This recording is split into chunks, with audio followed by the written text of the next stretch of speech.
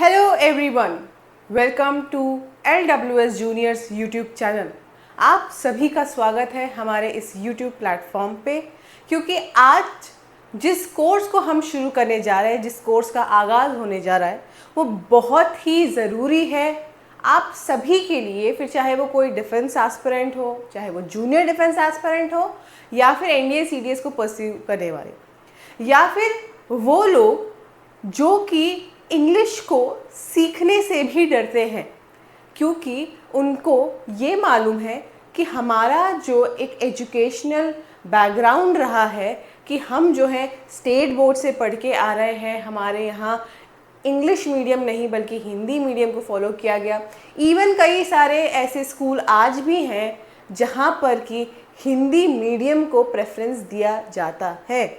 ठीक है, तो ऐसी परिस्थिति में जाहिर सी बात है, जब आपकी बेसिक लर्निंग से ही, यानी कि जब आप छोटे होते हैं, जब आपका वो समय होता है जब आपको ज़्यादा से ज़्यादा चीज़ें सीखने का मौका मिलता है, अगर आप तब से ही अपनी चीज़ों को ग्रास्प करते समय इंग्लिश को साइड लाइन कर दें या आपसे करवाया जाए, तो ऐसी परिस्थिति में उन सभी लोगों के लिए ये कोर्स बहुत बहुत ज़रूरी है। ये जो स्पोकन इंग्लिश का कोर्स मैं आप लोगों के लिए लेकर आ रही हूँ, that too at free of cost, हमारे यूट्यूब चैनल पे ये आपको फ्री ऑफ कॉस्ट में प्रोवाइड किया जा रहा है। ठीक है, इस कोर्स के क्या बेनिफिट्स होंगे क्या नहीं होंगे उसके बारे में हम बात करते हैं, लेकिन इस कोर्स को लाने की क्या आवश्यकता रही, इस कोर्स को क्यों लाया जा रहा है। सबसे पहली बात तो ये कि कई सारे मेरे भी ऐसे स्टूडेंट्स रहे हैं जिन्होंने हिंदी मीडियम से अपनी जो प्राइमरी एजुकेशन है, सेकेंडरी एजुकेशन है, वो परस्यू की, और आज वो अपने जॉब को पाने के लिए या अपने किसी एग्ज़ाम में जो है बहुत स्ट्रगल कर रहे हैं। अब एग्ज़ाम में स्ट्रगल आप समझ सकते हैं इसलिए आता है क्योंकि मोस्टली जो होता है किसी भी कम्पिटिटिव एग्ज़ाम में, जो इंग्लिश लैंग्वेज है, जो इंग्लिश सेक्शन है, वो ज़रूर पूछा जाता है। और जब इंग्लिश सेक्शन से क्वेश्चंस आते हैं तो उसका कोई हिंदी अनुवाद नहीं होता, कोई हिंदी ट्रांसलेशन नहीं होता। कई सारे ऐसे डिफेंस के एग्जाम्स हैं, फॉर एग्जांपल NDA या CDS, जहाँ पे ट्रांसलेटेड आपको फॉर्म में दिख जाएंगे। जैसे फॉर एग्जांपल GK का पेपर है, वहाँ पे आपको हिंदी इंग्लिश दोनों बायलिंगुअल लैंग्वेज में वो दिख जाएगा। लेकिन जब इंग्लिश का पेपर होता है तो वहाँ पर कोई हिंदी अनुवाद में नहीं आपको प्रोवाइड किए जाते हैं वो क्वेश्चंस। कैसे करेंगे? वो तो क्वेश्चन जो पूरा एग्ज़ाम है वो तो इंग्लिश का है। दूसरी बात ये कि आज का जो जॉब मार्केट है, आज हम एक ग्लोबलाइज्ड एरा में जी रहे हैं ना, तो आज का जो ये जॉब मार्केट है उसकी एक बहुत ज़रूरी डिमांड बन चुकी है English, that is spoken English. I am not talking about grammar only, I am talking about spoken English, the way you speak, how you speak and what you speak.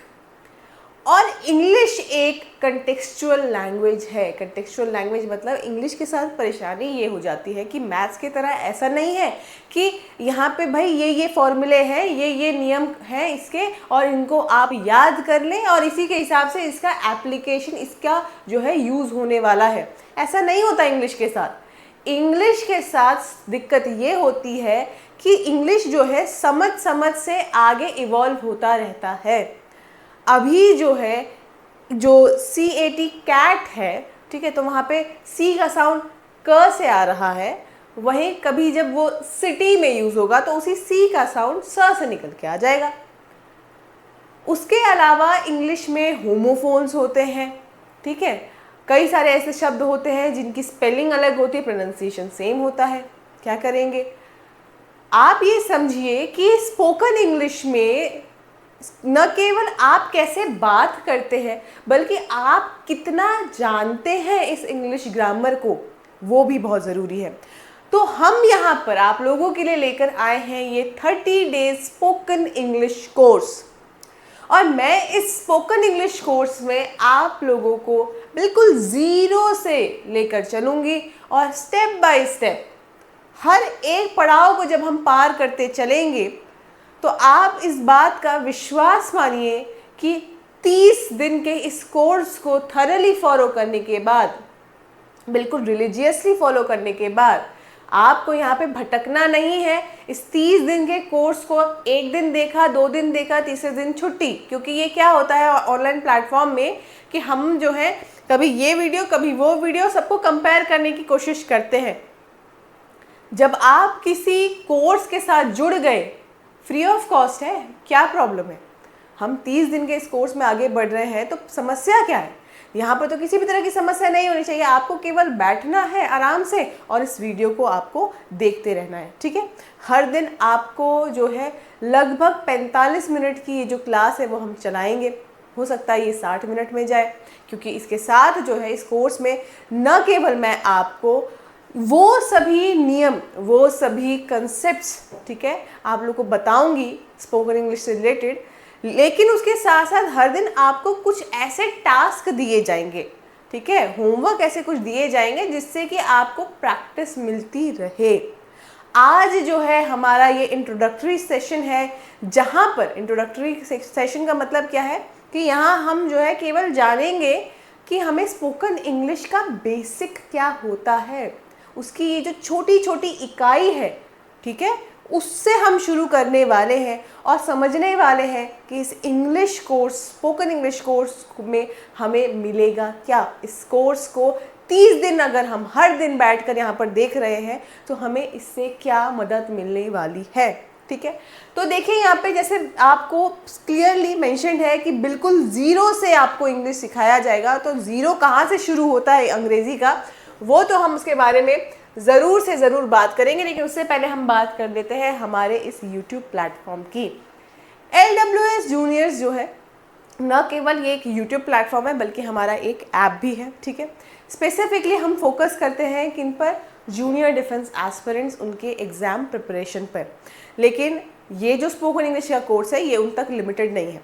अब इस स्पोकन इंग्लिश के course की मैं 2 चीज़ें बता देती हूँ। पहली चीज़ तो ये, हमारे जो जूनियर डिफेंस एस्पिरेंट्स हैं उनके लिए ये बेहद ज़रूरी, क्योंकि उनके एग्ज़ाम में तो यहाँ से क्वेश्चंस निकल के आते ही आते हैं। कहने का मतलब ग्रामर तो पूछा जाता है ना, तो स्पोकन इंग्लिश बिना ग्रामर के तो हो नहीं सकती है ना।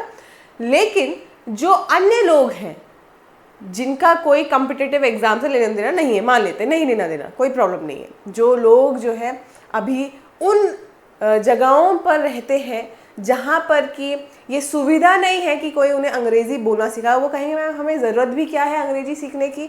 तो ज़रूरत तो बिल्कुल है।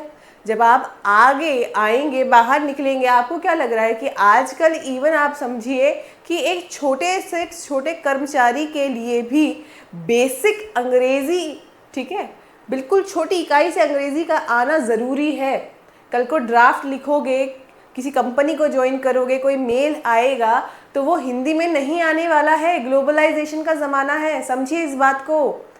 आज हम घर बैठे न जाने हमारे भारत से कितने कोसों दूर 7 समंदर पार लोगों के साथ क्या कर रहे हैं, इंटरैक्ट कर रहे हैं। तो इसीलिए हमारे LWS जूनियर्स का ये जो है एक प्रयास है आप लोगों के लिए। और जो बच्चे हैं स्पेसिफिकली, मैं अगर उन जूनियर डिफेंस एस्पिरेंट्स के बारे में बात करूं तो आप हमारे LWS जूनियर्स ऐप को एक बार ज़रूर विजिट करें, देखें आप लोगों के लिए क्या क्या कोर्सेज प्रोवाइडेड है, RIMC हो, सैनिक हो या RMS हो, ठीक है। अभी केवल इतना ही बता रही हूँ, बाकी इंक्वायरी करनी है तो यहाँ पे आप लोगों को नंबर दे रखा है, वेबसाइट दे रखी है, उसमें आपको सहायता मिल जाएगी। लेकिन फोकस क्या है भाई, चलो फोकस देख लेते हैं फिर से एक बार। फोकस तो यही है। इस सेशन में तो हम केवल इसी के बारे में बात करेंगे और यहीं पर ही हम हमारा ध्यान जो है केंद्रित रखेंगे, भूलेंगे नहीं, ठीक है। चलिए सबसे पहले बात कर लेते हैं कि बेसिक्स ऑफ इंग्लिश से। अंग्रेजी का जो बेसिक होता है कहाँ से शुरू होता है, बचपन में तो पढ़ा होगा आप लोगों ने, अगर नहीं भी पढ़ा तो आप पढ़ लीजिए, ठीक है। अब कुछ लोग यहाँ पर ज़रूर जुड़े होंगे जो कहेंगे कि मैम आप जो है ये बेसिक्स हमें पढ़ा रहे हैं, हमें तो ये आता है। आपको आता है, हो सकता है आपको आता है, लेकिन उन्हें नहीं आता जिन लोगों ने हिंदी मीडियम से पढ़ाई की, जिन लोगों ने स्टेट बोर्ड में अपना जो है जो हायर एक एजुकेशन होती है, जैसे फॉर एग्जांपल 10वीं 12वीं का जो है वो सब कुछ उन्होंने उसी में निकाल दिया। अब वो बेचारे बच्चे तैयारी कर रहे हैं आज बैंकिंग की, आज वो तैयारी कर रहे हैं SSC की, आज वो जो है कहीं ना कहीं तैयारी कर रहे हैं भर्ती होने की। क्या करेंगे, सरकारी अगर एक बात समझिए, सरकारी अगर नौकरी को पाना है तो अंग्रेजी आना तो बनता है, क्योंकि एग्ज़ाम में अंग्रेजी आएगी। और अगर मान लेते हैं सरकारी नौकरी नहीं भी चाहिए, प्राइवेट भी काम करोगे, कहीं भी काम करो, किसी होटल में भी काम करोगे, अंग्रेजी चाहिए, अंग्रेजी आएगी। तो अगर अंग्रेजी बोलनी आएगी तो समझ लीजिए यानी कि आपको अंग्रेजी लिखनी भी आती है, आपको अंग्रेजी समझ भी आती है, ठीक है। और एक बात और मैं कहना चाहती हूँ यहाँ पर कि हमारे जिस बेसिक्स को शुरू करने से पहले हमारे पास जो है इस समय इस बेसिक्स को सीखने के लिए 3 तरह के ऐसे व्यूअर्स होने वाले हैं। एक जो बिल्कुल ही 0 लेवल से शुरू करेंगे अपनी तैयारी। 0 लेवल से शुरू करने का मतलब समझ रहे हैं? नहीं समझ पा रहे होंगे, क्योंकि 0 लेवल से तो वो समझेगा ना जिसको सच में वहाँ से शुरू करना है, बाकियों को तो क्या समझ में आएगा। तो 0 लेवल से शुरू करने का मतलब ये है कि जहाँ पे आपको अंग्रेजी जो है, चलिए हिंदी में लिख देते हैं, समझ नहीं आती, पढ़ना नहीं आता। जब यही नहीं आता तो फिर बोलना आएगा? बोलना भी नहीं आता।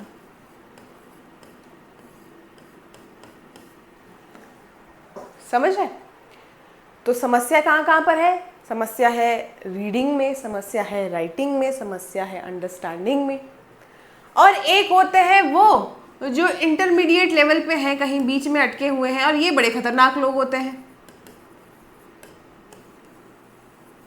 क्यों खतरनाक होते हैं भाई इंटरमीडिएट वाले? इनके साथ समस्या ये होती है कि इनको समझ तो आ जाएगा,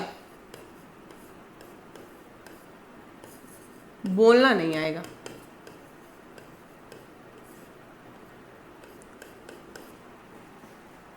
ठीक, समझ में आ रहा है, बोलना नहीं आ रहा है, क्या करेंगे? कोई फायदा हुआ उस चीज़ का? हाँ पार्शली हुआ। तो जब आप जो है कहीं बीच में लटके रहेंगे तो क्या आपको लगता है कि इस दौर में जहाँ पे लोग पता नहीं कहाँ कहाँ से कैसे कैसे कोर्सेज सीख के आ रहे हैं, बाहर से विदेशों से पढ़ाई करके आ रहे हैं, और आप सोच रहे हैं कि मैं जो है चलो मुझे समझ में तो आता है, मेरा काम हो जाएगा? नहीं होगा काम करवाना है, करना है। और प्राइवेट सेक्टर का तो ये कहानी है कि काम में बने भी रहना है, कभी भी ले ऑफ हो जाता है। कॉम्पिटेंस की अगर कमी होगी, योग्यताओं की अगर कमी होगी तो दिक्कत हो जाएगी। और आज के ज़माने में जो अगर मैं बात करूँ जो एक्चुअल किसी भी फील्ड की डिमांड है वो है कि एक डायनेमिक पर्सनालिटी। अभी डायनेमिक पर्सनालिटी क्या होती है? ऐसा इंसान जो लगभग जो अपने सभी काम में क्या हो, निपुण हो, स्किलफुल हो। ठीक है, चलिए अब ये हो गए 0 लेवल, ये हो गया इंटरमीडिएट लेवल। लेकिन मेरे पास एक और लेवल है, जो कौन है? जो लगभग 90% तो ठीक है, समस्या उनके साथ कुछ और है। ये है वो जो एडवांस लेवल पे कहीं पे है। अब ये भाई एडवांस लेवल पे है मतलब क्या हमसे बहुत आगे निकल चुके हैं। इनके साथ ये समझ लेते हैं, बोल लेते हैं,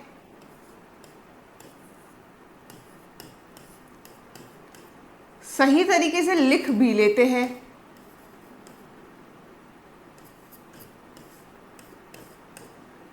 तो जब सब आता है तो फिर सीखेंगे क्या? समस्या ये है कि इनके पास इंग्लिश स्पीकिंग में फ्लुएंसी नहीं है, फंबल करते हैं, अटकते रहते हैं। भाई अटकते हैं ना? क्यों अटकते हैं बताइए? क्या सिर्फ लैक ऑफ कॉन्फिडेंस ही हमें अटकाता है क्या? बात ये होती है कि हमने ग्रामर तो पढ़ लिया, हमने स्पोकन इंग्लिश के नाम पे थोड़ी बहुत कहानियाँ भी कहीं लिख ली, ठीक है, एक स्क्रिप्ट तैयार कर ली, रट लिया और कहीं पे जाके बोल भी दिया, चलो भाई हो गया काम। समस्या आती है कि जब आपको बोलने के लिए, ठीक है, आपको वो फील्ड जो है एक्चुअली में आप रेगुलर प्रैक्टिस पे नहीं आ पाते। और रेगुलर प्रैक्टिस पे आप इसलिए नहीं आ पाते हैं क्योंकि आप जो हैं कहीं ना कहीं अपने आप में अपने आप को कम आंकते हैं। और हम कब आंकते हैं, जब हम आउट ऑफ प्रैक्टिस होते हैं, जब हमें प्रैक्टिस नहीं पता होती कैसे करनी है। समझ है? तो चलिए, अब मैंने आपको बता दिया कि भाई यहाँ पर जो है आपको कितने तरह के, 3 तरह के ऐसे लेवल देखने को मिलेंगे। सबसे पहले अपना लेवल देख लीजिए। मैं तो यहाँ पे आप लोगों के लिए एक यूनिफाइड तरीके से ये कोर्स लेकर आई हूँ, लेकिन जब बात हो कि आप लोग, क्योंकि आपका स्तर तो आप जानते हैं ना, और इसमें कोई झिझकने वाली बात नहीं होती कि मुझे अंग्रेज़ी बिल्कुल नहीं आती, मुझे लिखना नहीं आ रहा है, मुझे बोलना नहीं आ रहा है, और मैं जो हूँ क्या कर रहा हूँ, मैं ये एक्सेप्ट नहीं कर सकता, या मैं ये एक्सेप्ट नहीं कर सकती कि मैं 0 लेवल से शुरू कर रही हूँ। नहीं, आपको अपना लेवल एक बार पता चलेगा ना, तब आप समझेंगे कि आपको मेहनत कहाँ से करनी है। तब मैं आपको बताऊंगी कि आपको मेहनत एग्जैक्टली कहाँ से करनी है। जैसे इसको समझ लेते, थोड़ा समझने के लिए अभी फ़िलहाल जो ये बेसिक्स है इसको थोड़ा रोक रही हूँ और ये समझाने की कोशिश कर रही हूँ ताकि आप फिर समझ जाएं कि आपको कहाँ से शुरू करना है। क्योंकि ये कोर्स तो जो है बड़ा जनरल कोर्स है, इसमें मैं जो हूँ आप तीनों कैटेगरी को इंक्लूड करूँगी, कोई समस्या नहीं है। ठीक है, यदि कोई इस बात से ऑफेंड हो रहा है कि मुझे ABCD पढ़ा रहे हो, ABCD नहीं पढ़ा रहे हैं आपको, केवल आपको उन ABCD के जो भाग हैं उनसे आपको रूबरू कराने की कोशिश की जा रही है, ताकि आप लोग ये समझ पाएँ कि एग्जैक्टली स्पोकन इंग्लिश की जो इकाई है, जो बेसिक्स हैं, जो यूनिट लेवल पे जो काम है, वो कहाँ से होता है और वो कैसे होता है। अब आप ये समझिए, इसी पे हम आ जाते हैं कि जो ये 0 लेवल वालों की बात हो रही है। ऐसे 0 लेवल तो ऐसा तो नहीं होता, ABCD तो सबको पढ़ी ही होती, कभी ना कभी तो पढ़ ही लेते हैं। ठीक है, तो देखिए यहाँ पे क्या है, हमें 4 चीज़ों पे फोकस करना है। ठीक है, रीडिंग, राइटिंग, स्पीकिंग सबसे लास्ट में आता है ना, तो उससे पहले आता है लिसनिंग।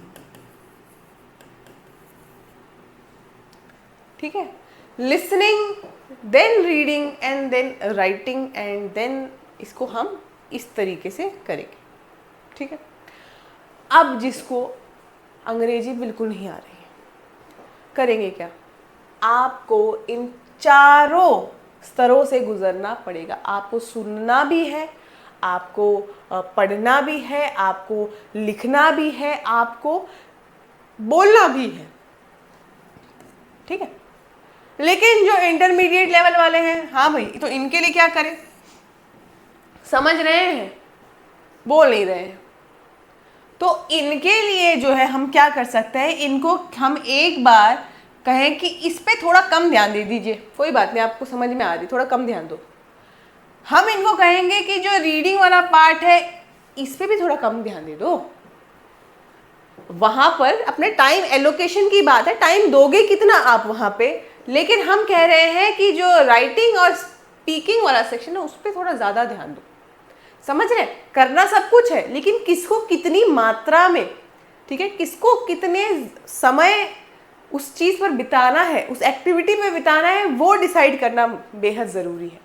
अब जैसे मैं हूँ, मान लेते हैं, अब मान लेते हैं कि मेरी मैथ्स बहुत अच्छी है और मैं किसी एग्ज़ाम की तैयारी कर रही हूँ, लेकिन मुझे अंग्रेज़ी नहीं आती, तो मैं क्या करूँगी? मैथ्स, पूरे दिन मैथ्स ही पढ़ रही हूँ मैं, और अंग्रेज़ी हाथ भी नहीं, क्योंकि आती नहीं, छोड़ दो।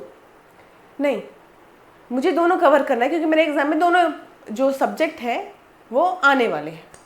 तो मेरा फ़र्ज़ ये बनता है, जो नहीं आता अंग्रेज़ी, ग्रामर नहीं आ रही, भाई ग्रामर पे थोड़ा ज़्यादा टाइम देना पड़ेगा। मैथ्स तो मैं रोज़ाना प्रैक्टिस कर लूँगी ना, क्योंकि वो तो मुझे आता है, अच्छे से आता है, तो बस मैं उस पर प्रैक्टिस करते रहूँगी। वहाँ पे मुझे बेसिक से शुरू करना ही नहीं है, मुझे फॉर्मूला सारे लर्न है। लेकिन अगर मेरे पास अंग्रेज़ी समझने का ही वो योग्यता नहीं है, तो क्या करूँ? शुरू से शुरू तो करना ही पड़ेगा, तो वहाँ पे टाइम लगेगा ही लगेगा। मैथ्स जहाँ पे मैं जो है हर दिन 3 घंटे की प्रैक्टिस से कर लूँगी, वहाँ मुझे उसके लिए और टाइम देना पड़ेगा। समझ रहे? तो वो रिसोर्स जो है आपके पास, आपका रिसोर्स है क्या आपके पास? समय ही तो है। Time is the ultimate resource. ठीक है, तो समय ही है आपके पास, जिसको आपको एलोकेट करें कि मैं किसको कितना समय दूँ। अब आते हैं इन एडवांस लेवल वालों की बात कर लेंगे। भाई ये एडवांस लेवल वालों के लिए क्या हम टारगेट दे सकते हैं? इनका टारगेट केवल एक ही है, एडवांस फ्लुएंसी के लिए you need to speak more and more. You need to have conversation with your friends, with your family members, with somebody who can you rely upon, जिस पर आप भरोसा करते हैं. अपने परिवारजनों से बात करने की कोशिश की. अब आ गए परिवार में तो माता पिता को ही नहीं आ रहा है अंग्रेजी, कहाँ से बोले. दोस्त ही हमारे ऐसे लफंडर हैं तो क्या करें, नहीं हो पा रहा है, नहीं हो पा रहा है, कोई बात नहीं. और आप कहीं ना कहीं तो काम करने जाते होंगे. अरे भैया चलो छोड़ो, कोई नहीं सुनने वाला है, मत सुनने दो, किसी से बात मत करो, खुद से कर सकते हो. तुम खुद तो अपने आप में इतने योग्य हो, अपने आप को तो समय दोगे तो आईने के सामने खड़े होकर बात करना शुरू कर दो. अब कोई तुम्हें पागल बोले दो, लेकिन तुम्हें तो प्रैक्टिस करनी है ना. बिकॉज आप में तो अंग्रेजी बोलना कैसे है उसे सीखने का वो जुनून तो है ना. तो फिर क्या करें. तो परेशानी कहाँ आएगी, कहीं परेशानी नहीं आएगी, डरिए मत. यहाँ पे हमारे पास जो कोर्स है वो आपके हर एक नीड को, आप देख लीजिए मैंने हर एक नीड को टारगेट करके ही इस कोर्स को बनाया है. ये जो है ये हमारा क्या है, बेसिक इंग्लिश क्लास है. आज की जो ये क्लास है, ये डे 1 हमारी जो क्लास है, ये हमारी बेसिक अंग्रेजी की क्लास है. और यहाँ पर हमें बस इतना ध्यान रखना है कि हमें इसकी इकाई को एक बार पढ़ना है. जिसने उन्हें पढ़ा हुआ है, जो बड़े अच्छे स्कूलों से पढ़ के आए हैं, ठीक है भाई मत पढ़ो, कोई प्रॉब्लम नहीं है. लेकिन एक बात ध्यान रखिएगा कि हिंदी में क ख ग कितनों को पूरे ढंग से आता है वो तो आप भी जानते हैं, हम भी जानते हैं. हिंदी में कितने हम जो है उसके व्याकरण को जानते हैं वो आप भी जानते हैं, हम भी जानते हैं. तो ये जो ओवर कॉन्फिडेंस होता है कि मुझे तो आता है, इसीलिए हम रह जाते हैं आधे अधूरे. और फिर हम कहते हैं कि देखो भाई वो तो हिंदी मीडियम से पढ़ा हुआ है, वो तो कहीं आगे निकल गया. ठीक है, तो चलिए बहुत बातें हो गई अब इस बारे में, और मैंने आप लोगों को समझा दिया है. आप एक बार इसको देख लीजिए, समझ लीजिए और लिख लीजिए कहीं पे.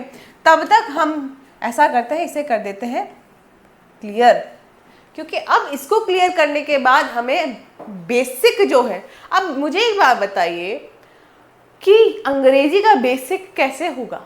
अंग्रेजी का बेसिक होगा अल्फ़ाबेट से, होगा ना.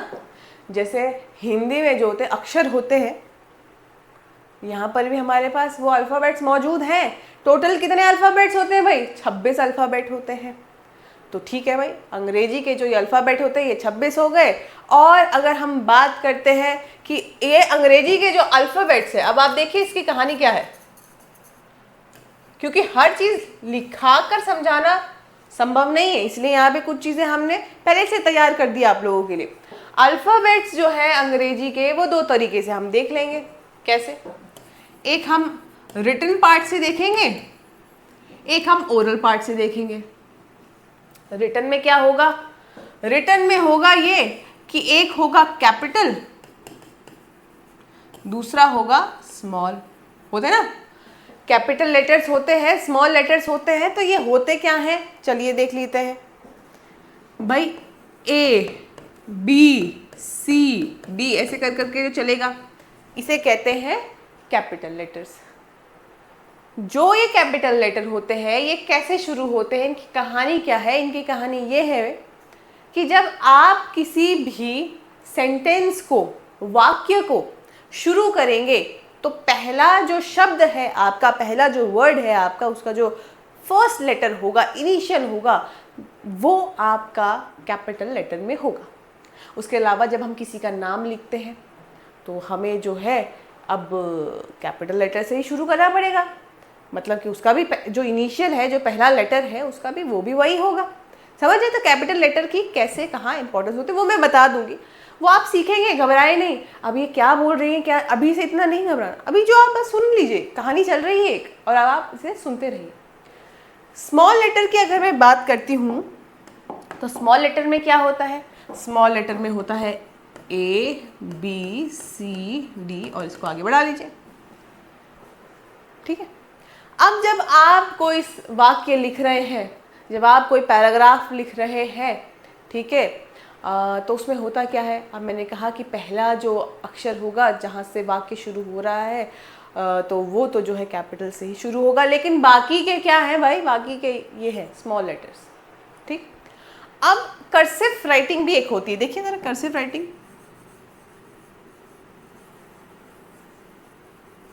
देख रहे हैं, मैंने इनको जोड़ जोड़ के लिख दिया है बस ऐसे ही समझाने के लिए कर्सिव होता क्या है। तो जब आप इन स्मॉल लेटर्स को कर्व बनाकर बनाया मैंने कर्व, ये देखिए, मतलब हमारा जो ए है वो कैपिटल में ऐसा दिखता है, स्मॉल में ऐसा दिखता है और कर्सिव में ऐसा दिखता है। देख रहे हैं फर्क? और बनता वो स्मॉल लेटर से ही है कर्सिव भी, तो बस घुमा के थोड़ा सा ऐसा टेल वेल बना के लिख दो, हो गया आपका कर्सिव तैयार। ठीक है, तो चलिए भाई ये भी हमने कर लिया।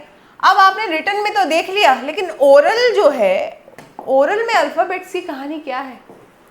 ओरल में अल्फाबेट्स की कहानी ये है जो आपको अभी देखने को मिलेगी, that is vowels and consonants. Oral में क्या है कहानी? वोवेल्स और कॉन्सोनेंट्स की। ठीक है, अब ये होते क्या है इसके बारे में बात करेंगे, चिंता मत कीजिए, अभी पहले थोड़ा थोड़ा देख लेते हैं। तो हमारे जो वोवेल्स हैं वो 5 हैं, टोटल अल्फाबेट्स कितने बताए मैंने? 26। वोवेल्स हो गए 5, तो कॉन्सोनेंट्स कितने बचे भाई? 21। भाई गणित तो जानते होंगे, मैथ्स तो समझ ही रहे होंगे। ठीक है, चलिए अब वोवेल्स हो गए 5, कॉन्सोनेंट्स हो गए 21। करते हम कहानी शुरू? तो कर सकते हैं, बिल्कुल कर सकते हैं कहानी शुरू, लेकिन कहाँ से करेंगे कहानी शुरू?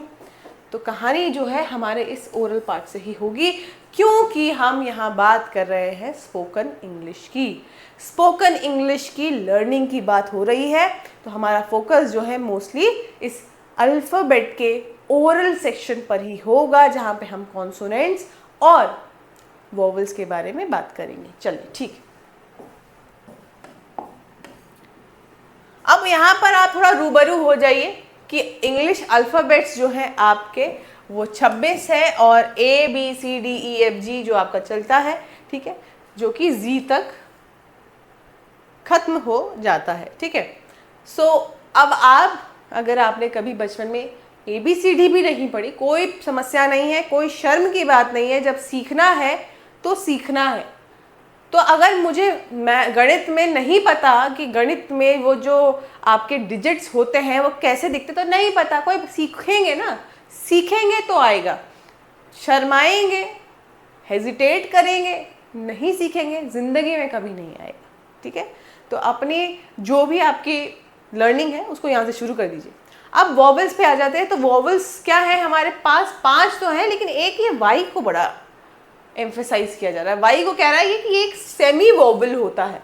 वाई सेमी वोवेल कैसे होता है? क्योंकि वाई कभी कॉन्सोनेंट की तरह बिहेव करता है, तो वाई कभी जो है वोवेल की तरह बिहेव करता है।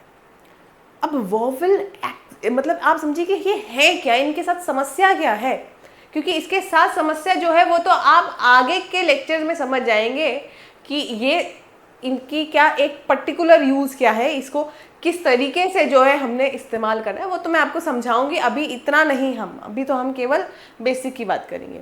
तो होता क्या है, अगर आप वोवेल्स के साथ देखेंगे, AEIOU, यहाँ पे जो भी ध्वनि निकली है, जो भी साउंड प्रोड्यूस हुआ है, वहाँ पर बेसिकली जो मेरा माउथ है, ठीक है, उसका वो एग्जैक्ट यूज़ नहीं हुआ है। मेरी आर्टिकुलेटरी जो ये पार्ट है, आर्टिकुलेटरी मतलब ये जो मेरा माउथ है, उसका जैसे मैं कहूँ बी, देख रहे हैं, बी कहने पे मेरा जो माउथ है, जो मेरा आर्टिकुलेटरी पार्ट है, उसका यूज़ होता है सी, मुंह बंद होता है, खुलता है। लेकिन वहीं AEIOU, यहाँ पे सीधा कनेक्शन कहाँ से आता है? रेस्पिरेटरी पार्ट से।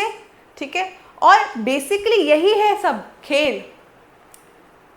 अगर आप ब्रिटिश इंग्लिश, क्योंकि हम इंडिया में तो मोस्टली ब्रिटिश इंग्लिश को ही फॉलो करते हैं, है ना, तो वो ब्रिटिश इंग्लिश क्या होती है उसमें आप समझेंगे कि वोवेल्स किस तरीके से कैसे काम करते हैं। अब आ जाते हैं कॉन्सोनेंट्स पे। तो कॉन्सोनेंट्स क्या है भाई? जहाँ पे ये आर्टिकुलेटरी पार्ट क्या होने वाला है, इस्तेमाल होने वाला है, मुंह बंद होगा, टंग में कहीं ना कहीं थोड़ा सा आगे पीछे करना पड़ेगा उसको, और इसको देखिए आप BCDFG, फिर JKLMNP, मैंने जो ये हटाया है वो ओ को हटाया ना, सो P Q R S नहीं कर सकते आप इनके बिना। आप आर्टिकुलेटरी पार्ट का बिना यूज किए आप कॉन्सोनेंट से फंक्शन कर ही नहीं सकते, ठीक है। तो चलिए ये भी हो गया। अब बात कर लेते हैं अगले पार्ट की। मैंने आपसे एक बात कही कि देखिए ये वोवेल्स हैं और वोवेल्स में क्या होता है कि यहाँ पे हम वोवेल्स को उनके साउंड, उनके फोनेटिक से जानेंगे, समझेंगे। अब क्या है ना, समस्या क्या है मैं आपको बताती हूँ। समस्या ये हो जाती है कि वो जो एडवांस लेवल वाले लोग हैं, इंटरमीडिएट वाले लोग हैं, जिन्हें बोलने में समस्या आ रही है, वो लोग हैं जिन्होंने अंग्रेजी को हिंदी में पढ़ा।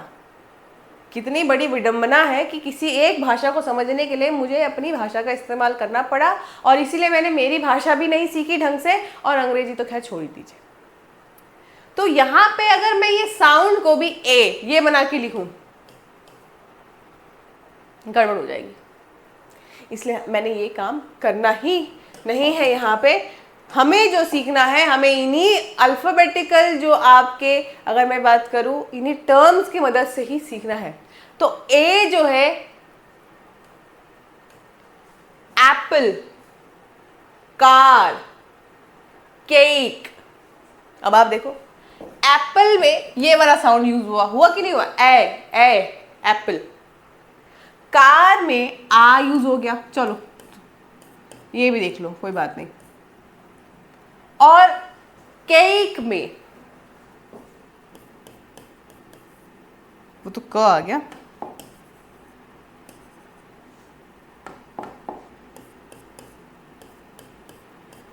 केक में जो है ये ए आ गया। जरा ध्यान से देखिए इस चीज को, ध्यान से देखेंगे तो आपको बेहतर समझ में आएगा कि मैं कहना क्या चाह रही हूं आपसे, समझे? अब उसी तरीके से अगर आप ई को देखेंगे, ठीक है, तो ई में देखिए हमारे पास क्या क्या है। ई में हमारे पास एग है, ही है,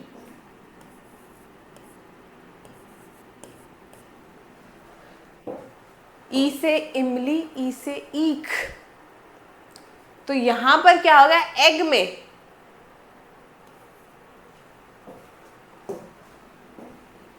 ही में देखिए जरा आप, ही एग, ठीक है। तो ये जो इंग्लिश, और आप वहां पे देखिए उसके एग्जाम्पल से, तो आपको इनके साउंड का समझ में आ रहा होगा। उसी तरीके से ए ई आई पे आते हैं, देखिए कैसा है। आई आइसक्रीम, इंक,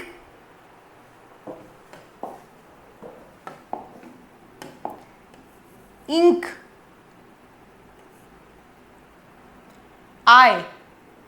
आइसक्रीम। अब ये साउंड मुझे हिंदी में लिखने पड़ रहे हैं, हो सकता है आपको थोड़ा सा वेरीड लगे, ठीक है, और कई जगह पे हम इसका इस्तेमाल करें। ओ, सो ओ का यूज जो है ऑन, ऑ, गो,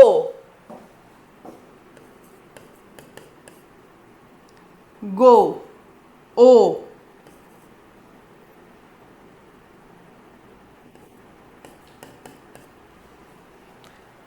पढ़ा होगा आपने ओखली, है ना, औरत। तो हिंदी तो हमें खैर ढंग से बोलनी आती है नहीं, क्योंकि हमने हिंदी तो कभी सीखा ही नहीं, है ना। तो हिंदी में भी नहीं बचे हम और अंग्रेजी में भी नहीं बचे हम। तो समस्या वहीं से तो शुरू होती है, जब अपनी भी जो भाषा है उसको भी नहीं सीख पा रहे हो और दूसरों की भी भाषा को भी नहीं सीख पा रहे हो, यही समस्या है, ठीक है। तो लाइक वाइज आप देखिए यू है, तो यू में आप देखिए अप, अप,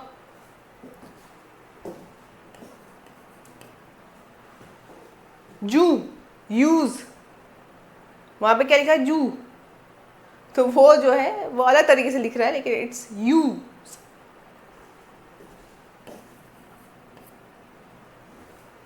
वाई, भाई वाई यहाँ कर क्या रहा है? वाई तो वोवल है ही नहीं, लेकिन वाई सेमी वोवल तो है ना। और जब y सेमी वोवल है, क्या है y? y जब आपका सेमी वोवल है तो क्या करे भाई, इसको जब वोवल में यूज करते हैं, वोवल की तरह जब यूज होता है तो कैसे यूज होता है ये देखते हैं। जिम, ई, जिम में इम जो है, माय, ठीक है, समझ रहे हैं? तो वोवल्स की कहानी तो ये है, ये हो गया उसके फोनेटिक्स। अगर आपको ये साउंड नहीं समझ में आए तो आप समझिए कि आप अभी बेसिक में ही वहीं पे प्रैक्टिस करना शुरू कर लीजिए, क्योंकि ये जो साउंड है ये बेहद ज़रूरी है आपके अंग्रेजी में आने के लिए। एक बार आप इसे देखिए और खुद से एक बार बोल के देखिए। हर एक जो यहाँ पे हमें गिवन पार्ट है, ठीक है, उनको ज़रा बोल के देखिए तो आपको बेहतर समझ में आएगा, आपको बेहतर अंडरस्टैंड हो पाएगा। क्लियर है? चलिए अब यहाँ पे तो हम शुरू कर लेते हैं। तो एक चीज़ मैं ज़रा बता दूँ आप लोगों को, जैसे हमारे वॉवल्स कितने होते हैं भाई? हमारे वॉवल्स जो है 5 है हमारे पास। सेमी वॉवल को अभी काउंट मत करो, सेमी वॉवल को अभी क्या मत करो, काउंट मत करो। तो भाई देखो 5 वॉवल है, साउंड कितने बना देते हैं? साउंड 22 बना देते हैं। अब इधर पे काउंट मत करना, क्योंकि ये तो आपको इन पर्टिकुलर जो गिवन वर्ड्स हैं, जो ये एग्जाम्पल है, उसके हिसाब से थोड़ा थोड़ा साउंड का एक आपको क्या दे दिया, एक इंट्रोडक्शन दे दिया। यहाँ से मत करना इसकी तैयारी कि आप सोचो यहाँ पे गिनती लगाओ कि मैम ये 22 कहाँ से हो रहे हैं। 22 आप जैसे जैसे आगे बढ़ेंगे आपको समझ में आएगा कि 22 साउंड कहाँ से प्रोड्यूस हो रहे हैं, ठीक है। लाइकवाइज कॉन्सोनेंट्स भी हैं। कॉन्सोनेंट्स होते कितने हैं? ये देखिए आ गए भाई कॉन्सोनेंट, 21 कॉन्सोनेंट है। साउंड कितना बनाते हैं? 24। समझ रहे? 21 कॉन्सोनेंट्स हैं, 24 साउंड बना रहे हैं। ये 24 बना कैसे रहे हैं ये समझ नहीं आ रहा है ना। तो देख लेंगे इस कैसे बना रहे हैं, इनके बारे में बात कर लेते हैं। लेकिन सबसे पहले आप देखिए बी, बॉल, ब, वो है वहां पे। अब इसका हिंदी लिखने की जरूरत नहीं है, क्योंकि मेन काम होता है वोवेल का, वो आपके जो हम बात कर रहे हैं ना कि आपके रेस्पिरेटरी जो ये पार्ट है, वहां से जो वो हवा निकल रही है और सीधा हवा से वो ध्वनि निकल रही है, बस वो काम है वोवेल का। वेयर एज जो कॉन्सोनेंट है वो ध्वनि को जो है आपके आर्टिकुलेटरी पार्ट में लाकर फिर बना रहा है कोई साउंड। समझ है? तो ये फर्क है और वो फर्क आपको समझ में आना चाहिए, आपको पता होना ही चाहिए, कोई उसमें आपको दोराहे नहीं होनी चाहिए। समझ गए? चलिए तो नेक्स्ट देख लीजिए आप बी, सी। अब सी के साथ जैसा मैंने शुरुआत में आप लोगों को एक एग्जाम्पल दे दिया था, लेकिन फिर भी चलिए सी के साथ एक बड़ी इंटरेस्टिंग आनी, जहां भी एक से ज़्यादा ध्वनि निकलेगी मैं आपको जरूर बताऊंगी। सी कभी क की तरह काम करता है, कभी स की तरह काम करता है ना। ये स की तरह हो गया और ये यहाँ पे क की तरह हो गया ना। कैसे हो गया? कैट,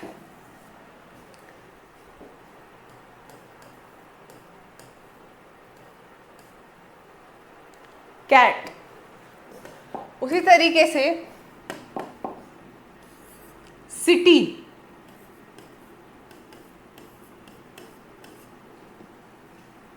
स आ गया। तो केवल आप ये ध्यान रखें कि क से सी की ध्वनि नहीं आती, बल्कि क से स की ध्वनि भी बल्कि सी से स की ध्वनि भी आ जाती है। और तभी हम कह रहे हैं बार बार कि साउंड देखिए, साउंड कितने बनते हैं। ये नहीं कि मैम 26 हैं तो 26 के 26 नहीं, काउंट करो ना ज़रा, कितने हो गए? 46 हो गए, 46 हो गए। वॉवल के 22 और जो कॉन्सोनेंट्स हैं उनके 24, 46 साउंड प्रोड्यूस हो रहे हैं। क्या करेंगे? ठीक है, चलिए उसके बाद ड, डी जो भी है, डॉग हो गया, वो काम खत्म हो गया वहाँ पे। एफ जो है फ, फिश, चल गया काम, वहाँ पे भी कोई ज़्यादा समस्या नहीं होगी। जी, जी हाँ ये वही जी है। तो गो, जायंट, तो यहाँ पे आप देखिए जी और जी, गो जाइंट, जाइंट। एक बात ध्यान रखिएगा, अंग्रेजी में क्या होता है, कुछ लेटर्स, कुछ जो आपके साउंड्स होते हैं वो म्यूट हो जाते हैं कई बार, ठीक है। पता होगा आपको, आवर, आवर में क्या होता है, एच होता है, लेकिन लगता नहीं है, वो कहाँ गया। यही सब साउंड का खेल है। वही साउंड का खेल सीख जाओगे ना तो प्रोनाउंसिएशन सीख जाओगे, और जब प्रोनाउंसिएशन सीख जाओगे ना तो फ्लुएंसी जो है वो अपने आप डेवलप होती चली जाएगी, घबराओगे नहीं ना, ठीक है। स्कूल को सकूल नहीं कहोगे फिर, और जब आप स्कूल को सकूल कहोगे तो समझ में आ जाएगा कि भाई जी इनको जो अंग्रेजी आती है वो ऐसी चलती फिरती आती है। क्योंकि इंग्लिश जो है कम्युनिकेशन स्किल्स में, इंग्लिश का जो रोल है ना, जो उसकी इम्पोर्टेंस है ना, आप सोच नहीं सकते। आप देखते हैं कोई पर्सन जो है वो बहुत अच्छी अंग्रेज़ी बोल रहा है, यार सब सोच रहे हैं ये तो बहुत अमीर आदमी होगा, ये कोई एलीट क्लास इंसान है, कोई बहुत ही कुलीन वर्ग का आदमी है। और जो बेचारा बहुत ज्ञाता है, उसको बहुत कुछ आता है, बस अंग्रेजी नहीं आ रही बोली, उसको बोलेंगे अरे यार कैसा इंसान है, इसको तो कुछ नहीं आता। बोलते हैं, क्यों बोलते हैं? तो ध्वनि सीख लो भाई फटाफट, क्योंकि इसी बेसिक क्लास में ये शुरू होगा, इसके बाद कहानियाँ बढ़ती जाएंगी। इसके बाद आप ये नहीं कहेंगे कि मैडम जी आपने तो हमें ध्वनि केवल एक दिन सिखाई और फिर उसके बाद आप गायब हो गई, उसके बाद तो आप अंग्रेजी को भगाने लग गई। कुछ भगाना नहीं है, लेकिन सीखना है। और अभी तो केवल कॉन्सोनेंट्स की कहानी शुरू है। अभी पूरी बेसिक क्लास में ना जो बेसिक सी चीज़ें होती हैं जो आपको पता होनी ही चाहिए, हम उस पर ज़रूर बात करने वाले हैं। तो प्लीज़ तब तक बने रहें इस वीडियो के साथ, ठीक है। ओके, एच ही है वहाँ पे, हैट है ना। जे जो है ये देखिए, जैसे यहाँ पे आता है जाइंट का, ये वैसा ही जे है ना, जग, जाइंट, देख रहे। फिर उसके बाद के, तो के ही है भाई, काइट ही है। एल भी एल है, लायन। एम मैन, समझे। तो यहाँ पर जो है हमारा कॉन्सोनेंट खत्म थोड़ी हुआ, खत्म हो गया क्या ना, अभी थोड़ा और बाकी है, थोड़ा और बाकी है, तो थोड़ा और सीख लो। फिर ध्वनि खत्म होने वाली है, फिर दूसरी चीज़ें शुरू हो जाएंगी। जो दूसरी चीज़ें शुरू हो जाएंगी तो तुम्हें भी फिर लगेगा कि चलो भाई अब थोड़ी सी शांति हुई, ध्वनियाँ खत्म हुई। लेकिन ध्वनि जब मिस कर जाओगे सीखना तो सब समझ में आएगा कि प्रोनाउंसिएशन ही गलत आया। कोई लोग होते हैं प्रोनाउंस, क्या होता है प्रोनाउंस, ठीक है। तो क्या है समस्या, बोलने की ही समस्या है कि ये जो ज़बान है इसमें हड्डी नहीं है, और कह दो कि ये फिसल गई तो फिसल गई, तो फिर तुम्हारी जो एक इमेज है, जो तुम अपनी जो है टॉप क्लास इमेज बनाने के चक्कर में बैठे थे, वो भी फिसल ही जाएगी। और फिसल के कहाँ गिरेगी, फिर कभी पकड़ भी नहीं पाओगे उसको। एक बार गया तो गया मामला, ठीक है। चलिए, एन तो एन है, पी तो पी है, जैसे एन से नेट हो गया, पी से पेन हो गया, ये अभी खाली थोड़ा सा हम सीख रहे हैं। Queen, queen. आर है, रेड है भाई, जेड, सॉरी एस। अब एस के साथ बड़ा प्रॉब्लम है, एस कभी स का साउंड देता है, कभी ज का साउंड देता है। जैसे कि सन,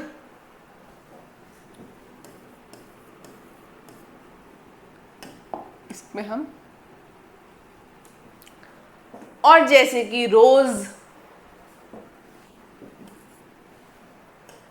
अच्छा, आप इसको ना रोज बोलो चाहे रोज बोलो, सेम है क्या? नहीं भाई, रोज का मतलब होता है डेली, हमेशा चलता रहता है ये कारवा। लेकिन जब ज लग जाता है तो वो रोज बन जाता है, वो गुलाब बन जाता है। सोचो, एक ही बिंदु ने कितना काम तमाम कर दिया तुम्हारा। तुम कह रहे थे लो भाई मैं तुम्हारे लिए रोज लेके आया हूँ, और ऐसी तुम्हारे रोज की ऐसी तैसी हो गई वहीं पे कि तुमने तो बुके बनवाया 500,000 रुपए का, लेकिन कह दिया रोज। अब रोज तो रोज हो गया भाई, वहाँ तो आपका काम ही तमाम हो गया, समझे क्या? चलिए, यहाँ पे थोड़ी बहुत लर्निंग में आपको थोड़ी बहुत ऐसी चीज़ें मैं कह रही हूँ, इस चीज़ को आपको अदरवाइज पर्सनली नहीं लेना है, मेरा इंटेंट, मेरी कोशिश, मेरी जो नीयत यहाँ पर केवल इतनी है कि आप इन चीज़ों को थोड़ी तरीके से सीख जाएं। कई बार क्या होता है ना, हम ऐसी कुछ बातें कह जाते हैं जहाँ से हमें वो बात याद रह जाती है, हमारे जो ब्रेन है ना, ब्रेन के सब कॉन्शियस तक पहुँची होती है और कई बार याद नहीं भी हो रही होती तो याद रह जाती है उसकी। ठीक है, चलिए फिर उसके बाद आ जाइए टी। तो ठीक है भाई, टॉप हो गया, वी है तो वी ही रहा, वैन हो गया, डब्लू है तो डब्लू वाटर ही रहा, एक्स बॉक्स,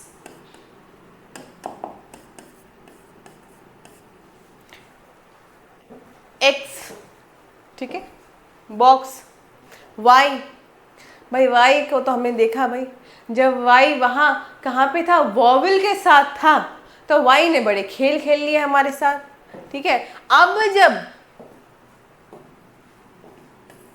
यहां कॉन्सोनेंट में आ गया तो अब यस का काम कर रहा है, अपना ओरिजिनल काम कर रहा है ना। और जी तो खैर जी, इसको जी बोलते हैं बाय द वे। ठीक है, अल्फ़ाबेट्स में जब आप ABCD पढ़ते हैं तो एक्स वाई जी बोलते हैं, तो कभी घबराना नहीं, ये जी क्या है, ये जी कोई चैनल है क्या, नहीं, इसका प्रोनाउंसिएशन ही जी से आता। खैर, सो इट्स जीब्रा, जेब्रा नहीं, जेब्रा बोलते हैं कई लोग, जो बोलते हैं तो उनको समझाना पड़ेगा कि जी फॉर जीब्रा होता है। ठीक है, चलिए अब ये सारी ध्वनियाँ तो बहुत हो गई, ध्वनियों के बारे में बातें बहुत हो गई।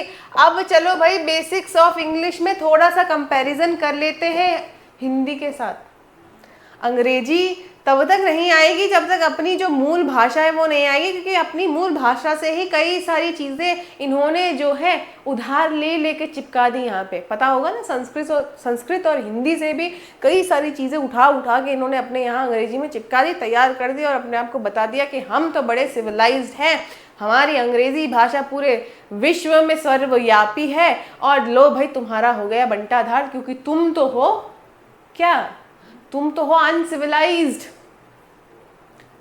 बारबेरियन, देहाती, जाहिल कह दिया हम लोगों को। और न केवल भारतवासियों को, सबको ही कहा। समस्या ये हो गई कि अन्य देशों ने अंग्रेजी को इतना बड़ा हवा नहीं बनाया जितना हम भारतीयों ने बना दिया। ठीक है, अब हवा बनाया है तो अब चलो भाई सीखो इसको बैठ के। सो अल्फ़ाबेट जो है ये एक लैटिन स्क्रिप्ट से आता है, मतलब अंग्रेजी में जो अल्फ़ाबेट टाइप है वो एक लैटिन स्क्रिप्ट का पार्ट है। जो आप देख रहे थे ना, वो फोनोटिक्स, जो आपने वर्ड्स देखे थे, ठीक है, जो साउंड देखे थे वो वहीं से आए थे। और यही अल्फ़ाबेट अगर हम बात करें कि हिंदी में जब ये जो इकाइयाँ हैं, ठीक है, जो अक्षर हैं ये आते हैं, ये देवनागरी स्क्रिप्ट से आते हैं। तो स्क्रिप्ट का एक फ़र्क आ गया। यहाँ पे टोटल 26 लेटर है, यहाँ पर कितने हैं भाई, यहाँ पर कितने अक्षर है, 46 अक्षर है। देखा ना वहाँ पे भी साउंड हमने देखा कि 22 वोवल ने बनाए और 24 जो है कॉन्सोनेंट ने बनाए, और मिलके तो ध्वनि तो पूरी 46 ही बनी। समझ रहे हो कितना रिलेशन आ रहा है अभी इसमें। तो यहाँ पर जो है कहानी लेकिन थोड़ी अलग है। यहाँ पे 13 वोवल्स हैं। वोवल्स, इनके वोवल्स क्या है, अ आ ई उ री ए ओ औ अह, ऐसे करते ना, बचपन में पढ़ा होगा, भूल गए होंगे, पक्का भूल गए होंगे, क्योंकि हिंदी व्याकरण से तो किसी को लेना देना ही नहीं है। भारतीयों ने देवनागरी लिपि से सीखी गई ये बोलचाल वाली भाषा कब की छोड़ दी। अब तो हम कुछ और ही बोलते हैं, हिंदी के नाम पे तो कुछ और ही बोला जा रहा है, अंग्रेजी तो आती नहीं, और हिंदी जो आई उसका हमने कर दिया बेड़ा गर्क। ठीक है, अच्छा कॉन्सोनेंट जो है, अब यहाँ पे आपको पता होगा क ख ग वाले जो कहानियाँ चलती है, तो कॉन्सोनेंट जो है आपके वो कितने हैं हिंदी में, 33। ठीक है, तो देख लीजिए यहाँ पे वोवल्स की कहानी अंग्रेजी में ए ई आई ओ यू है। वाई कभी कभी आया तो वाई को भी हमने कभी जोड़ लिया अपने साथ। और यहाँ पे देखिए अ आ ई उ, जो मैंने आपको अभी थोड़ा सा पहले बताया था। ठीक है, कॉन्सोनेंट्स की कहानी जैसा मैंने कहा यहाँ पर 21 है, और यहाँ पर देख लीजिए आपको बताया कि 33 है, क से ह तक। और फोनेटिक फोकस, ध्वनि पे फोकस क्या है, ध्वनि पे फोकस ये है लेस फोनेटिक मोर इरेगुलर। अरे अंग्रेजी में पता नहीं चलता भाई कब सी फॉर कैट और कब सी फॉर केक और कब सी फॉर सिटी हो जाता है। समझे? और यहाँ पे क्या है, हाईली फोनेटिक। हिंदी में आप एक चीज़ हमेशा ध्यान रखेंगे कि ऐसा होता है कि कई बार किसी XYZ पर्सन ने जो है कोई शब्द गलत कह दिया, जैसे ही वो गलत कहता है वो वहाँ पे हास्य का पात्र बन जाता है, क्योंकि हिंदी जब गलत कह दी गई, बोल दी गई, मुंह से निकल गया ना, तो आप सोच नहीं सकते कि वो जो ध्वनि है कितनी गलत निकली, और पता चल गया कि इसको हिंदी में जो इसने बात कही वो पक्का गलत कही। तो ये हाईली फोनेटिक है, साउंड पे बड़ा फोकस किया गया, और कंसिस्टेंट है, इरेगुलर नहीं है कि अ से ई का ध्वनि निकाल दोगे, ऐसा नहीं होने वाला है ना। तो खैर ये तो एक कंपैरिजन था, थोड़ा सा समझा दिया आप लोगों की कि भाई जो कहानी पढ़ने वाले हो उस कहानी के पात्रों से थोड़ा मिल लो आप। चलिए भाई, अब ये आई ज़रा काम की बात। और भाई ये काम की बात कैसे है, मुझे ये तो बताओ। काम यहाँ से शुरू हो कैसे रहा है, मुझे ये तो बताओ। काम यहाँ पे ऐसे शुरू होता है क्योंकि मैंने यहाँ पे स्पेस खाली रखा है, तो मैं आपको यहाँ पे बताऊंगी कि काम की बात यहाँ से शुरू हुई कैसे। देखिए, हमने शुरू किया लेटर्स से, सॉरी लेटर से, लेटर्स नहीं, लेटर से। लेकिन जो ये लेटर है, अच्छा सॉरी,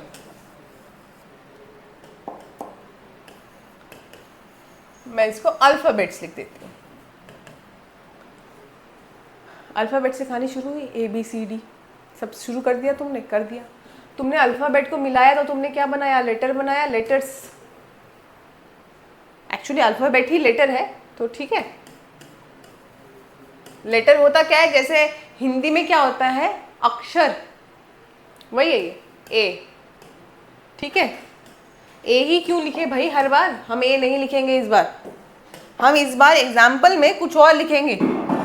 एग्जाम्पल E.G. एग्जाम्पल में क्या लिखेंगे भाई इस बार हम लिख लेते हैं D, ठीक है।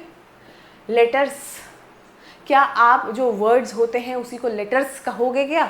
नहीं कहोगे। लेटर्स मतलब ग्रुप है भाई, ग्रुप है। अब ऐसे ही रैंडम कुछ ग्रुप बना दिया। एग्जाम्पल देखो जरा, एग्जाम्पल में आ कर लो भाई ABCD, और ये मैंने कैपिटल में लिख दिया है, ये स्मॉल में भी होंगे तो भी वही है, लेटर्स ही है। अब जब ये लेटर्स का काम हो गया तो अब आ जाएंगे वर्ड्स, ठीक है।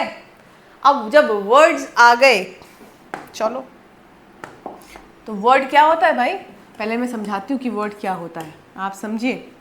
वर्ड्स बेसिकली, जैसे मैंने लिखा कैट, मूव, ऐसे कुछ मैंने वर्ड्स लिखी हूँ, स्किप। तो वर्ड्स क्या होते हैं basically, combination of letters that make sense और गिव सेंस।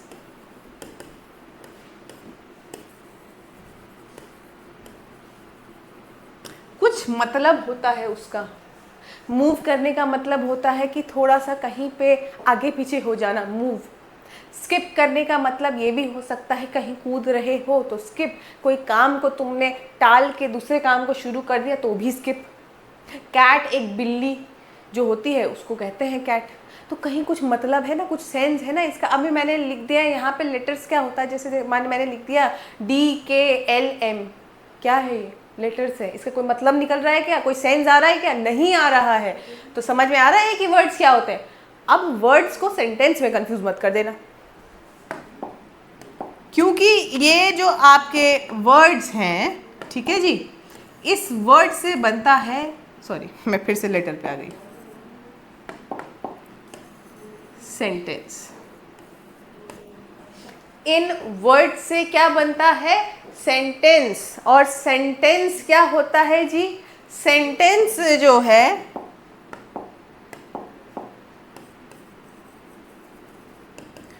अच्छा, ये भी एक बात है कि अभी जो लोग ज़ीरो से शुरू कर रहे हैं उनको हो सकता है कॉम्बिनेशन का मतलब थोड़ा सा हल्का हल्का समझ में आ रहा है, तो मैं बता देती हूँ कि कॉम्बिनेशन का मतलब क्या होता है। जैसे मान लेते हैं जब आप कपड़े पहनते हैं तो आप क्या करते हैं, कलर कॉम्बिनेशन करते हैं। मतलब कि भाई ये जो कलर है ठीक है, ये कलर का कपड़ा जब मैं कुर्ती मान लेते हैं लाल रंग की पहन रही हूँ, तो जब मैं उसके साथ कोई सलवार पहनूँ तो क्या मैं उसके साथ सलवार जो है कोई पीले रंग की पहन लूँ, ऑरेंज पहन लूँ या हरा पहन लूँ? कॉम्बिनेशन नहीं बना वो। अगर आप लाल रंग के साथ या तो आप मोनोटोन यूज़ कर रहे हैं तो आप लाल पहन लीजिए, अगर आप लाल के साथ वाइट पहनना चाहते हैं तो वो उसका कलर इन्हेंस कर देगा। मतलब मैं थोड़ा सा बता रही हूँ, कहीं आप सोचे कि मैम जो है ऐसी बातें कर रही हैं, अब हमें क्या कलर कॉम्बिनेशन पे भी ध्यान रखना पड़ेगा? नहीं नहीं, कल कॉम्बिनेशन का मतलब ये है कि जब आप एक से अधिक जो भी चीज़ें हैं, चाहे मान लेते हैं अभी हम यहाँ पे लेटर की बात कर ले, वर्ड की बात कर ले, उसको आप इस तरीके से अरेंज कर रहे हैं कि वो जो है कोई एक सेंस दे रही है सामने वाले को, आपको, खुद को। ठीक है, तो वो होता है कॉम्बिनेशन। ठीक है, समझ में आ गया? चलिए, सो सेंटेंस क्या है? Sentence is the combination of words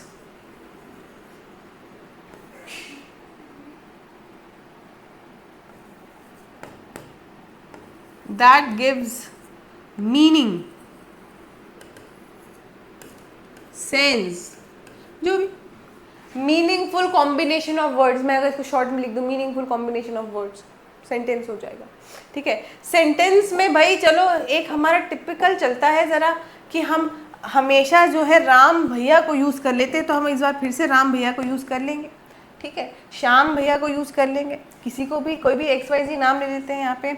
so Shyam eats mangoes या मैंगो, मर्जी आप कुछ भी लिख लीजिए। Ram goes to school every day.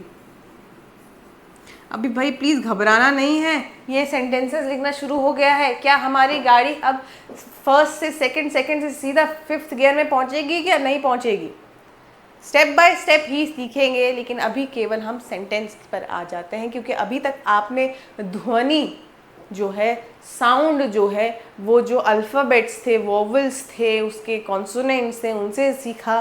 तो अब ज़रा हम आ जाते हैं सेंटेंस पर। अब सेंटेंस की अगर बात हो रही है ना बच्चों, तो देख लीजिए कि सेंटेंस बनता क्या है। सेंटेंस का एक स्ट्रक्चर होता है। स्ट्रक्चर क्या होता है भाई? ढांचा। स्ट्रक्चर क्या होता है?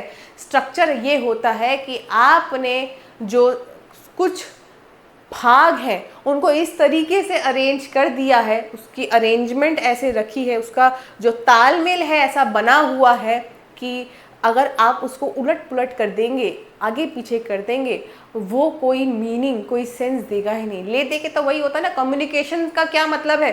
Communication is basically a process, a way, जहाँ से कि हम अपनी बात को सामने वाले तक पहुँचाएं और सामने वाले की बात को हम समझें। तो ये समझ का ही तो खेल है कम्युनिकेशन। क्लियर है? तो यहाँ पर आप देखिए कि subject plus verb plus object. I eat food, मैं खाना खाता हूँ। कुछ समझ में आ रहा है ना, उसका कुछ सेंस बन रहा है ना, कुछ अंडरस्टैंडिंग हो रही है ना। तो हाँ भाई चलो, ये खाना खाता है बोल दिया इसने और काम यहीं पे खत्म हो गया हमारा। फाइन। अब she reads a book, she reads a book, वह किताब पढ़ती है। भाई इससे क्या समझ में आ रहा है कि वह क्या क्रिया कर रही है? इसका उत्तर मिला आपको कि वह क्या कर रही है? वह किताब पढ़ रही है। और मैं एक चीज बता देती हूँ आपको, ये जो आई, शी, सॉरी मैं इस पे फोकस कर रही थी, शी, इसकी तरह ही होता है, वी होता है, ठीक है, इसी की तरह दे होता है, और भी बहुत सारा होता है, इट होता है, आएगा, अभी इसके बारे में बात करेंगे। ठीक है, तो इसके बारे में जब हम बात करेंगे उससे पहले पहले सेंटेंसेस कैसे बनते हैं, क्या होते हैं, उसका स्ट्रक्चर सीख लीजिए। तो मुझे लगता है अगर हम अब बिल्कुल ही ज़ीरो से शुरू करें अंग्रेजी को, तो सब्जेक्ट क्या होता है वो बताना बड़ा ज़रूरी है। सब्जेक्ट क्या होता है? जिसके बारे में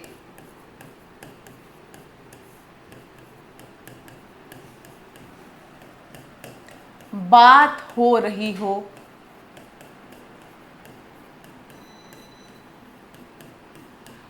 जिसके द्वारा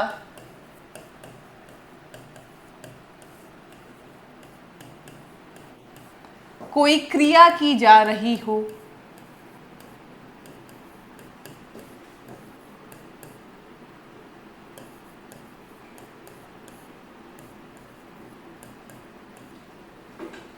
समझे?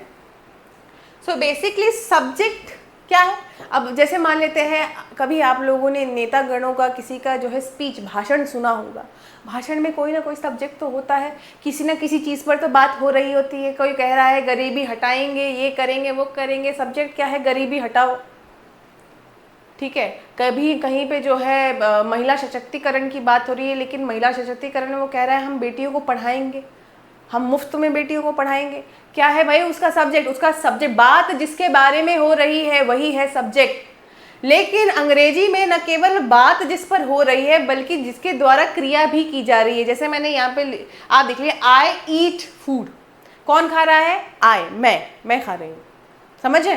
तो उसके द्वारा क्रिया भी हो रही है। ठीक, चल अब ये तो हो गया सब्जेक्ट। थोड़ा सा इसको जरा स्पेस बना लेते हैं यहाँ पे। लेकिन आप बताइए कि ऑब्जेक्ट क्या है? ऑब्जेक्ट बेसिकली आप देखिए जिस पर क्रिया की जा रही हो।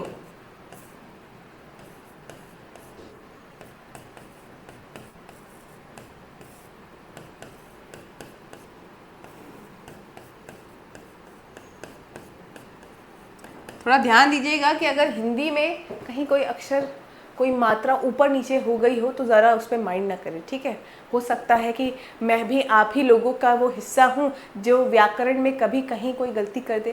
त्रुटियाँ जो है वो हो सकती हैं, कभी भी हो सकती है, क्योंकि हमारा क्या होता है, देखिए जिसको आता है और जिसको नहीं आता है फ़र्क ये है, जिसको आता है वो रेगुलर प्रैक्टिस पे होता है, वो हर दिन उस चीज़ का अभ्यास करता है।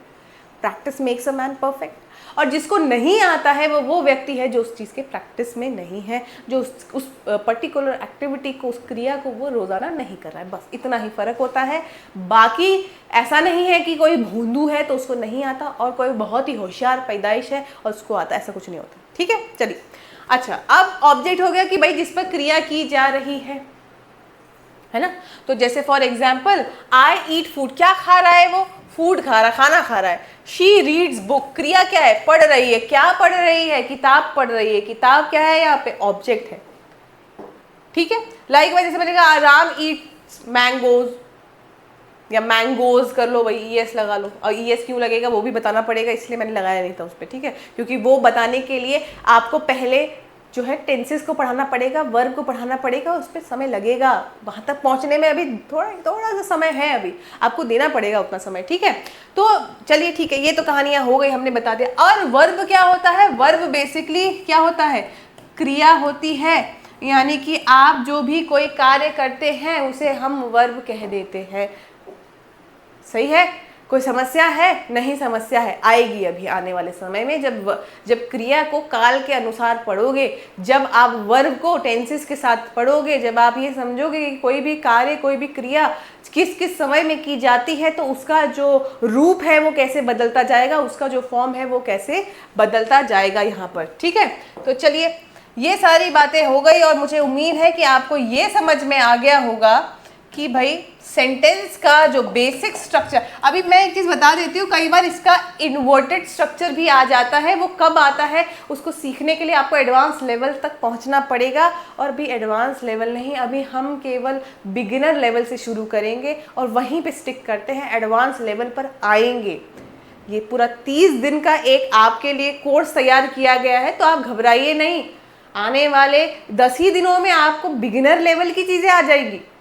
विश्वास रखना पड़ेगा आपको मुझ पर, खुद पर, और बड़ी ईमानदारी से रोज़ाना जो है आपको प्रैक्टिस भी करनी पड़ेगी यहाँ पर। ठीक है, तो चलिए ये कहानी भी यहाँ पर हो गई है। अच्छा, अब यहाँ पर थोड़ा सा बेसिक पर्सनल प्रोनाउन है, कुछ सेंटेंसेस। हाँ, मैं अभी के लिए फ़िलहाल अभी के लिए आप लोगों के लिए एक होमवर्क दे देती हूँ। आप लोगों इतना काम कर लीजिएगा, कल जब मुलाकात होगी तब हम इसी बेसिक का जो दूसरा रूप है उस पर पहुँचेंगे और उसके बारे में हम बात करेंगे। ठीक है, बताइए भाई, होमवर्क क्या दिया जाए आपको? एक छोटा सा एक होमवर्क दे दिया मैंने। रोज़ाना हम कोई ना कोई बातचीत करते ज़रूर हैं।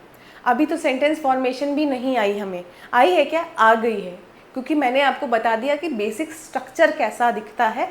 सब्जेक्ट पहले होता है, फिर आता है वर्ब, और फिर आता कौन है भाई?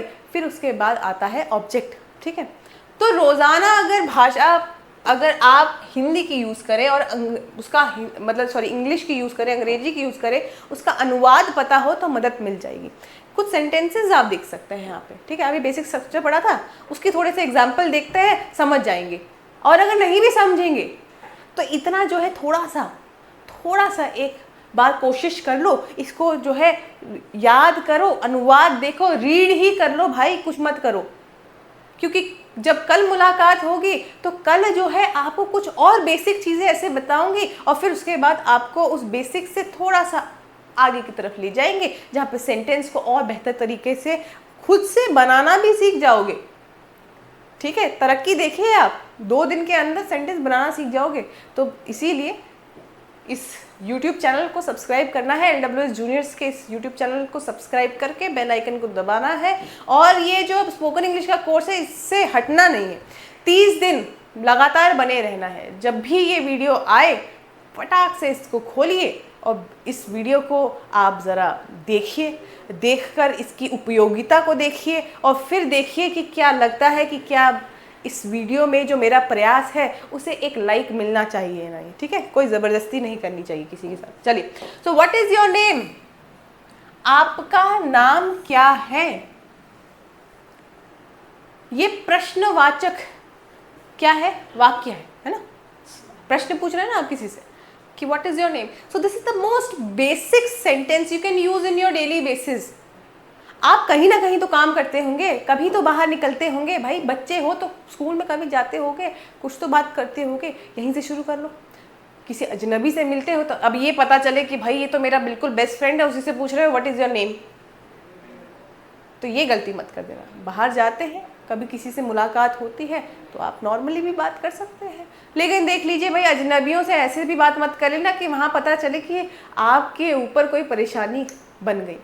ठीक है, तो अपने माता पिता के साथ थोड़ी सी बातचीत कर लीजिए, उनको कहिएगा व्हाट इज़ योर नेम, आपका नाम क्या है, यानी कि अंग्रेजी के साथ हिंदी अनुवाद भी लगा दीजिएगा तो उनको और बेहतर हो जाएगा समझने में, आपको जवाब मिल जाएगा। अब उनकी तरफ से जवाब चाहे हिंदी में मिले, अंग्रेजी में मिले, कोई मतलब नहीं है, हमें तो केवल अंग्रेजी में बात करना है। सामने वाला हमारे साथ भले ही अपनी मातृभाषा में बात कर ले, कोई समस्या नहीं है, हम अंग्रेजी में बात करने वाले हैं। आने वाले इस 30 दिनों में हमारा यही टारगेट रहेगा। What is your name? चलिए, अब आपसे किसी ने पूछ लिया तो आप अपना नाम बता दीजिएगा। माय नेम इज राहुल, यहाँ राहुल लिखा हुआ है, आपका जो भी नाम होगा आप वो बता देंगे। मेरा नाम राहुल है। हाउ आर यू, आप कैसे हैं, है ना? तो आंसर क्या आना चाहिए? आई एम फाइन, मैं ठीक हूं। वेयर आर यू गोइंग, आप कहां जा रहे हैं? I am going to school, क्योंकि अभी तो बच्चों के हिसाब से मैं सोच के मैंने लिख दिया स्कूल, आपकी मर्जी है। I am going to office कह दीजिए, I am going at work कह दीजिए, कुछ भी कह दीजिए, जहाँ पे आप जा रहे हैं वो बताना। ठीक है, बी ऑनेस्ट। तो मैं जो है स्कूल जा रहा हूँ, आई am going at work, I am going for work, तो आप कह देंगे मैं काम पर जा रहा हूँ। मर्जी है, जो आपका उत्तर है बस आपको उसी वर्ड को ही तो चेंज करना है। ठीक है, चेंज करना नहीं आ रहा तो कोई समस्या नहीं है। ये केवल मैंने आप लोगों को कितने सेंटेंसेस दिए हैं यहाँ पे, गिन के 6 सेंटेंस है, एक में प्रश्न है, दूसरे में उत्तर है, समझ है? तो प्रश्न और उत्तर का खेल चल रहा है, एक कॉन्वर्सेशन बिल्ड हो जाएगी यहाँ पे। आप देखिए, जो आपकी एक बातचीत है, एक वार्तालाप है, वो एक ज़रा से शुरू हो जाएगा। और आज के लिए मेरे हिसाब से आपका इतना जानना बहुत है, क्योंकि इससे आगे अगर हम चले गए तो एक दिन में सब कुछ हजम नहीं होने वाला है ना, फिर बहुत सारा खा लोगे तो पचेगा नहीं, फिर उसके बाद जो है दवाइयाँ ढूंढोगे, चूरन ढूंढोगे। तो इसीलिए इसी के साथ जो है उम्मीद है कि आप लोगों को जो एक बेसिक, जो बिल्कुल ज़ीरो से शुरू करने का मेरा प्रयास था वो मैंने कर दिया। ठीक है, इस 30 दिन के फ्री स्पोकन इंग्लिश कोर्स को, जहां बेसिक लर्निंग से हम शुरू कर रहे हैं, बिल्कुल बेसिक लेवल पे हम अंग्रेजी को बोलना सीखने वाले हैं, इसको ज़रूर देखते रहें, क्योंकि इससे जो आपको फ़ायदे मिलेंगे ना आगे, वो आप सोच भी नहीं सकते। आपकी पूरी पर्सनालिटी में जो एक निखार आ जाएगा, आप सोच भी नहीं सकते। और प्लीज़, अगर आप उन लोगों में से हैं जो ये कहते हैं कि अंग्रेजी जो है, English is a colonial language, और ये अभी भी एक स्लेवरी को क्या करता है, इंडिकेट करता है, स्लेवरी है ये, नहीं भाई, अब ये स्लेवरी नहीं रही। Now it is a medium of communication in the globalised world, where you must even interacting with people around the world। Business deal करते हैं ना, तो चाइना से भी कोई लोग आ गया मान लेते हैं कि कनाडा से, कोई आ गया मान लेते हैं मेक्सिको से, तो उससे बात करने के लिए तुम्हें हिंदी आती है, उसको मैक्सिकन आती है, बीच में कौन सी भाषा से बात करोगे, तो अंग्रेजी यूज़ करते हैं। वर्ल्ड फोरम में जाते हैं, लेकिन वर्ल्ड फोरम में अपनी भाषा में भले ही जो भी लीडर्स हैं वो बोलते हैं, ट्रांसलेशन ऑलरेडी बैठा होता है उधर, उनके कानों में ऐसे हेडफोन्स लगे होते हैं, समझ रहे हैं। तो अंग्रेजी जो है मीडियम ऑफ ग्लोबल वर्ल्ड है, और अगर ग्लोबल लेवल पे इंटरैक्ट करना पड़ेगा, कहाँ तक बचोगे, कहाँ तक अपने आप को बचा लोगे, क्योंकि जब एग्ज़ाम देने बैठोगे तो भी इंग्लिश एक प्रॉपर सेक्शन होता है एग्ज़ाम में, देखा होगा आपने कम्पिटिटिव एग्ज़ाम में, है ना।